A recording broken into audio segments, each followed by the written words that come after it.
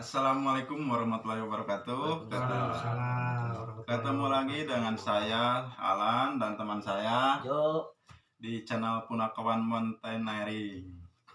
Kali ini kita kedatangan teman kita, saudara Kang Dimas Nugroho dari Padalarang. Benar. gimana kabarnya Om Ded? Alhamdulillah sehat walafiat. Ya. Semuanya sehat. Istri sehat istri. Istri belum ada. Lagi nyari. Katanya si Om Ded ini ingin berbagi pengalaman bareng kita. Iya. Di sini ingin berbagi pengalaman tentang perjalanan dia di mana? Gunung Ciremai. Cermai. Kisahnya itu kisah sedih, kisah mistis, kisah senang, bahagia atau apa? Kisah mistis Hai. sama kisah sedih. Di hari Minggu. Benar.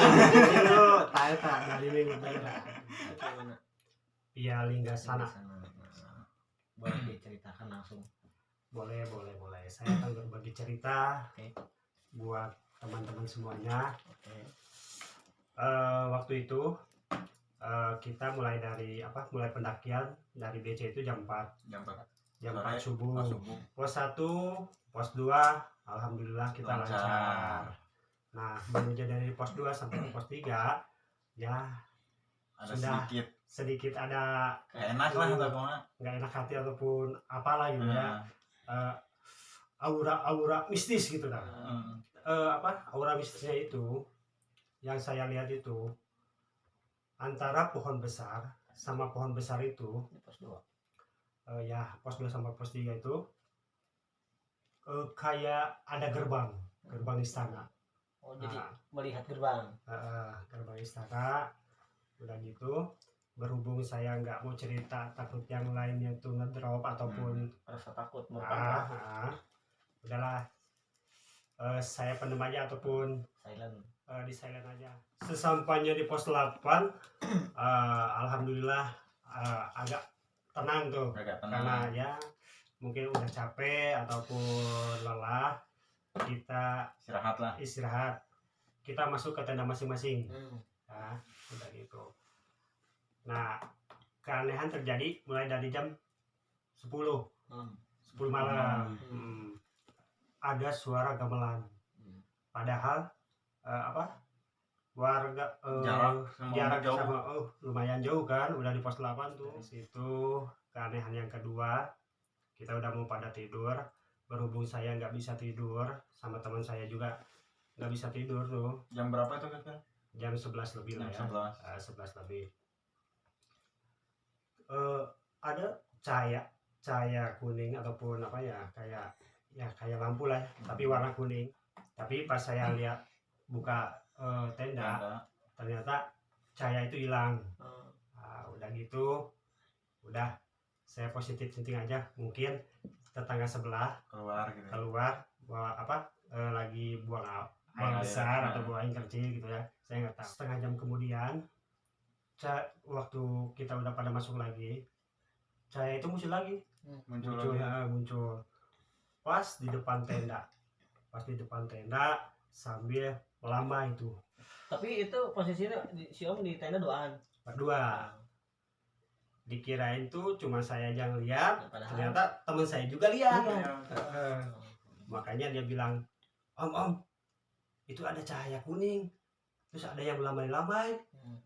Naon eta? Gitu kan. Takut. Tenda yang lain tuh saya bangunin tuh ceritanya, karena biar ada teman. Nah, biar tidak kesepian, tidak sendirian lihatnya begituan tuh, biar hati tenang. Udah gitu udahlah kita ngopi-ngopi, dan mungkin 1 jam atau setengah jam lah.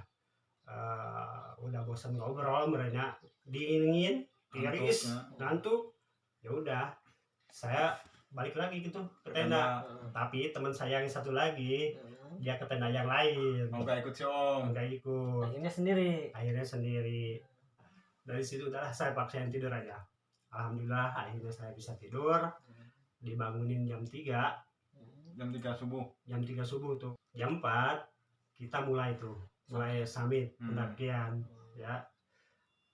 Nah, awal summit aja dari pos 8 mau ke pos 9 itu keanehan terjadi lagi tuh.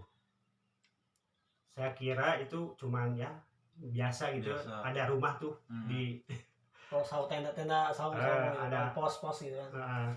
dikira tuh tenda biasa, rumah biasa, karena gubuk terus penerangannya itu cuma cempor. Tahu kan cempor kan? Nah, kayak gitu.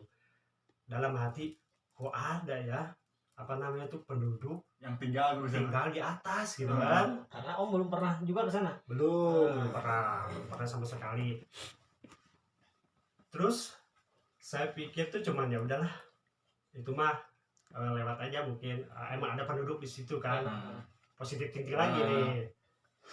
Saya nggak cerita juga sama teman, nggak nanya lihat itu nggak, cuma si Om Ded yang tahu. Saya aja sendiri. Habis itu ya udah kita summit dari pos 4 nyampe ke puncak tuh jam 10 siang. Sebelum naik ke puncak tuh saya tuh pura-pura pingsan, pura-pura pingsan buat ngerjain temen gitu kan. Maksudnya tadinya. Terus kata yang guide itu, aduh Kang, ngapain pura-pura pingsan? Enggak, ini mau pengen ngerjain aja. Mudah-mudahan Kang nggak ada apa-apa gitu kan. Kata teman si Om. Kata guide tuh sampai puncak, kita foto-foto seperti biasa, ngopi, turun. Habis di puncak udah ya udah semuanya beres lah gitu ya. Kita mulai turun jam 11. Kita ada 11 ya. Cuma 1 jam di cuma puncak. 1 jam di atas. Karena lagi terjadi, kalau yang lain kan ngikutin jalan yang tadi tuh. Kalau kita pingin Dari supaya pingin jalannya tuh pingin mulus lah gitunya, entong sampai ke jatuh ataupun apa, makanya kita ikutin alur air. Dikirain tuh alur air tuh ya nyambung ke situ lagi, itu ternyata beda. Ya udah kita kesasap tuh. Berapa orang?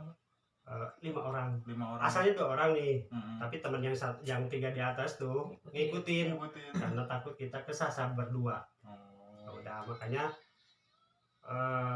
dari puncak sampai ke pos 11 yang tadinya harusnya tuh cuma 1 jam, kita 4 jam.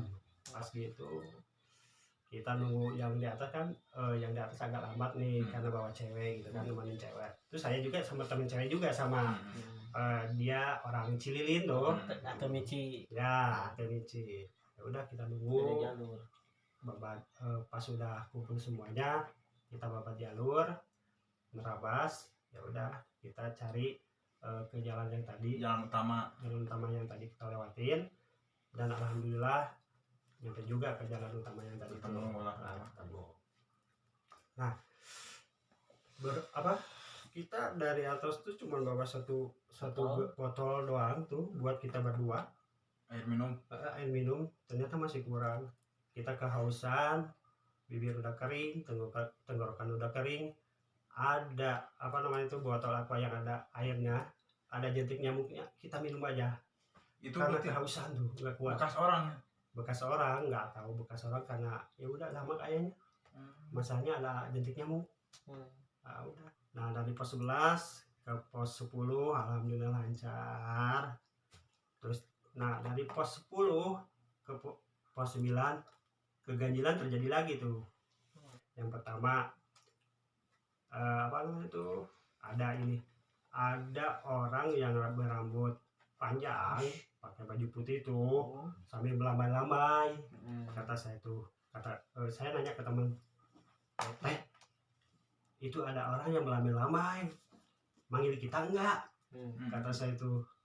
Terus kata temen saya tuh, udahlah, ayo kita pergi aja, nggak usah dihiraukan gitu. Tapi lihat temen si Om kurang tahu juga, karena dia nggak merespon itu. Udah, ayo berangkat aja. Baru aja 5 menit kita jalan, antara sadar dan nggak sadar, saya mau kerasukan tuh, cuma bilang gini, tolongin tolong curhat, gitu kan. Udah gitu ya, kata si teteh dibantuin sama teteh. Ya nggak tahu baca apa, nggak tahu baca Bisa-bisa apa, lah ya. bisa dia. Ya udah, alhamdulillah kita bisa lepas, kita bisa jalan lagi. Selang setengah jam lebih, belum nyampe ke pos 9 ya itu. Keganjilan terjadi lagi pas saya mau lewat.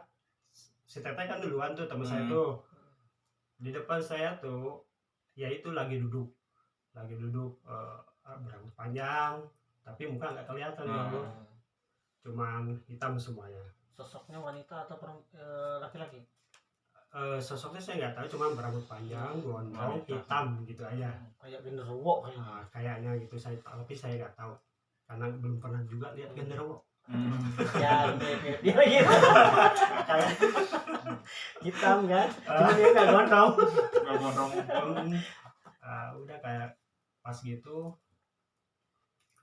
pas teman saya tuh lihat kan, kenapa dia, ayo cepetan, bentar dulu teh, bentar dulu, kata saya tuh. Kenapa bentar dulu, emang ada apa bentar dulu tuh? Bentar, ada yang lagi duduk, kata saya tuh. Ya nggak lama dari situ, antara sadar dan gak sadar juga, saya cuma bilang gini, teh ayo buruan, kita harus nyampe pos 8 jam 6 sebelum maghrib. Kalau kita tidak nyampe pos 8 jam 6 maghrib, jangan harap kita bisa Turun. selamat ataupun bisa turun. Tapi yang pertanyaannya, kenapa Om Ded punya pemikiran seperti itu? Spontanitas. Spontanitas, karena saya nggak sadar juga tuh, jam 2 siang aja udah gelap kayak maghrib. Makanya saya bilang, daripada kita di sini nggak pulang, ayo buruan aja, sebelum jam 6 maghrib kita harus nyampe pos 8. Maksain capek juga. Maksain.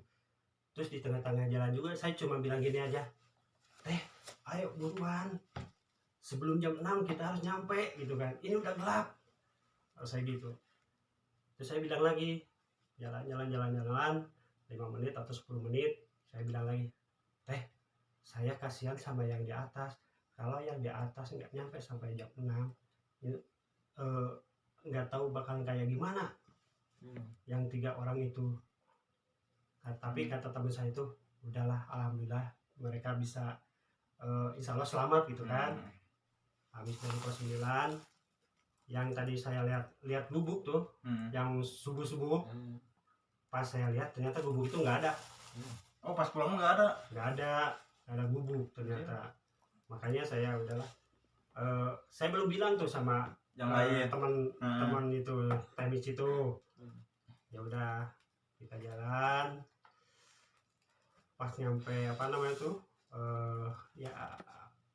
sebentar lagi nyampe pos 8, saya bilang gini lagi, teh cepetan, ini udah jam 5:30, bentar lagi mau maghrib, ayo buru, kita lari tuh. Pas turun lari. Biar sampai pos 8 tuh jam 6 gitu kan, pas jam 6. Ya udah, akhirnya nyampe juga jam 6. Dari pos 8 mungkin ada jam 7-an kita mau ke base camp pulang. Kita berlima duluan tuh ceritanya, karena yang 3 baru datang, kasihan capek ya, harus makan dulu kan. Dari situ ya udah, yang 5 duluan, yang 3 di belakangan. Itu jam malam. Jam 7 malam. Alhamdulillah ya, perjalanan lancar sampai ke pos 6. Tenggorokan kering, haus. Kita nyari sumber mata air di pos 5.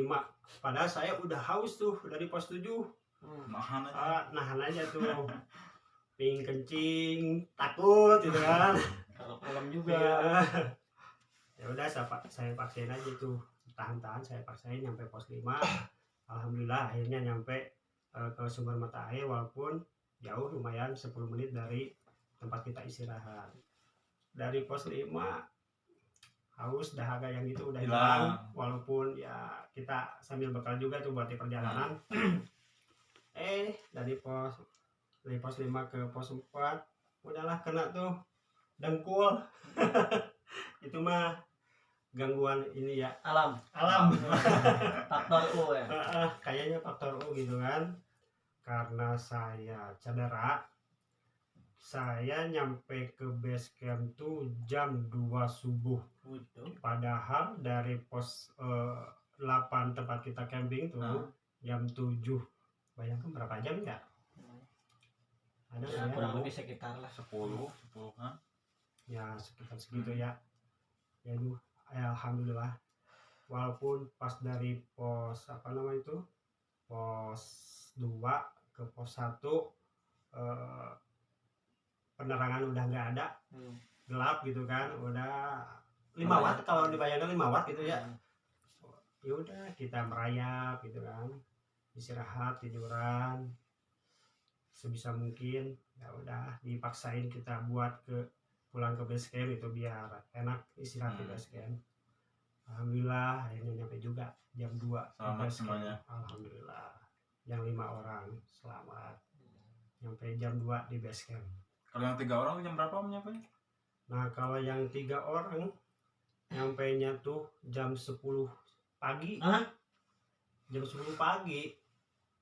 Berarti perbedaan Jauh antara si perbedaan. Om sama yang 3 orang teman di belakang itu hampir 7 jam. Ya. Jam 2. sampai Jam 2, jam 10 jam 7 jam ya. 7 jam kan? 7 jam. Nah, jauh 7 juga. jam 8 jam lah. Iya, Hmm. 8 jam. 8 jam. Hmm. Oh, bayangkan 8 jam bedanya lumayan lah. Tapi ya alhamdulillah Selamat akhirnya ya. selamat juga. Hmm. Walaupun pas datang ke bawah, aduh kayak robot. Robot. Mungkin ya itu pengalaman pertama saya naik gunung Kecermek. ke Ciremai dengan cerita mistisnya. Hmm.